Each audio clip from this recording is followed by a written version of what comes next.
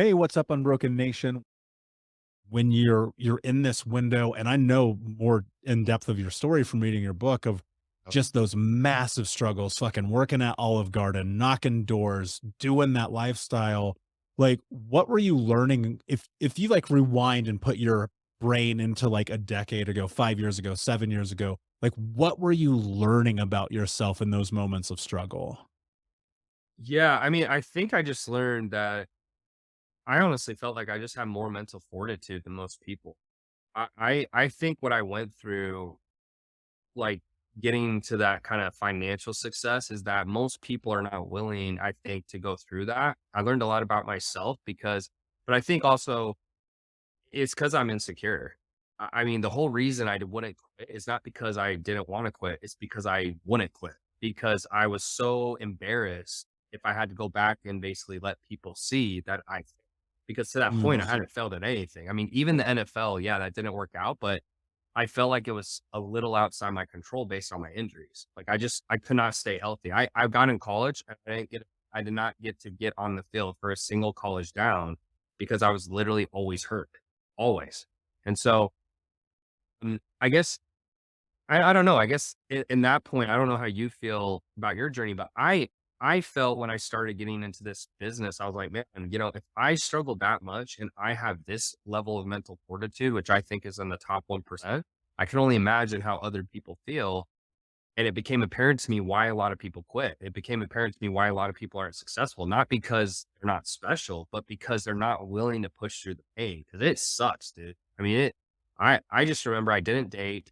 I was embarrassed to hang out with girls because of my car. I couldn't afford stuff. I mean, Olive Garden paid me $100 a day. I would go on a date with a girl and blow the cash on a date. And I was like, man, I don't want to do that anymore. I was working 16, 18 hours a day with no result.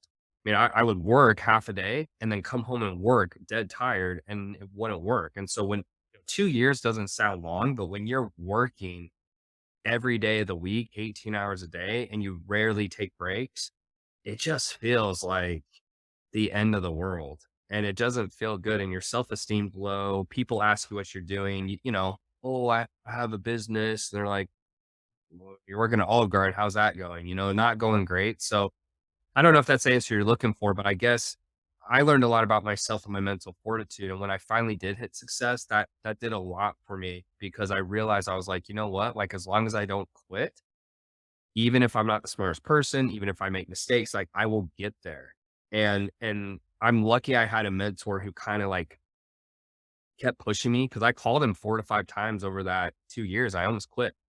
And he just would talk me off the ledge. And it's crazy because I was on a podcast the other day and I said, dude, the difference in opportunity cost is about $49.6 million because that's what I would have made in my engineering job is about 400 G's. And I've done close to 50.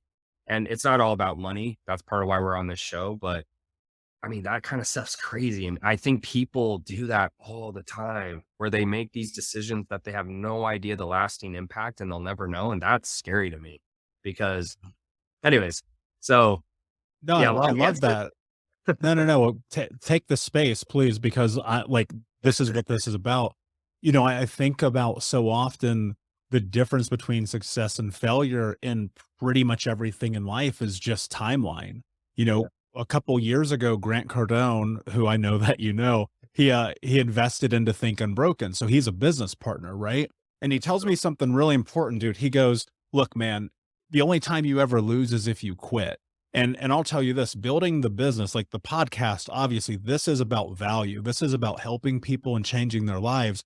But I don't know about you, dude. I've never listened to a podcast that ever changed my life like entirely. I've always had to get the book or go to the coaching session, join the seminar, do whatever the next thing was from these people that I look up to that mentor me.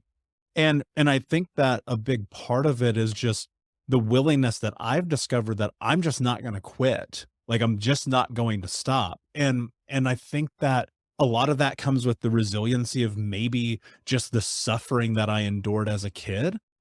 Like it's hard to grow up Mormon and fucking poor and biracial, right?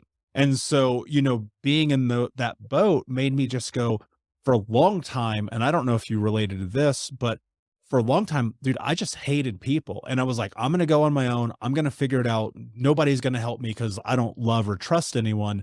And then I realized like one of the most empirical truths of life is that you have to have mentorship. You have to have community. You have to have coaches and partners and friends and family and love, because without those things, like nothing's going to be different. Was it because you grew up playing sports that you went and found a coach or a mentor, or was that just like happenstance? Like, how did that evolve for you? I just hit rock bottom. I mean, so, you know, I left college thinking that I could figure everything out. And I had a very big ego because to that point, I've done everything on my own, so to speak. I mean, I built my body, I got scholarship offers, I had straight A's, like I got the girl. So I just was like, I can do anything. And that's a good mindset to have.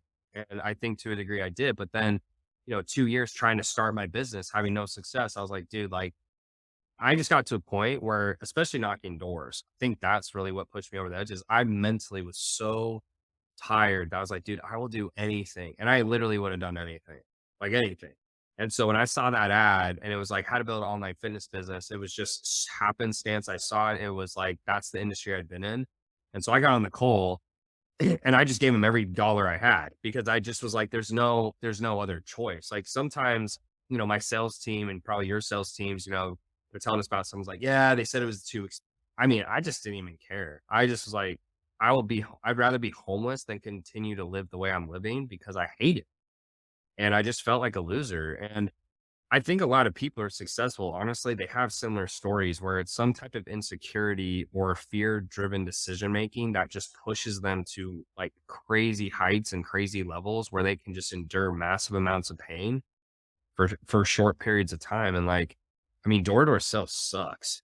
I mean, it was 6 days a week, 12 hours a day, including the travel, and we had 1 day off, and I did that for 7 to 8 months straight in the Alabama heat. I mean, it was hot, man, and it's like the stuff that happened out there, like, people pull knives on me, guns. I just think it was all those things.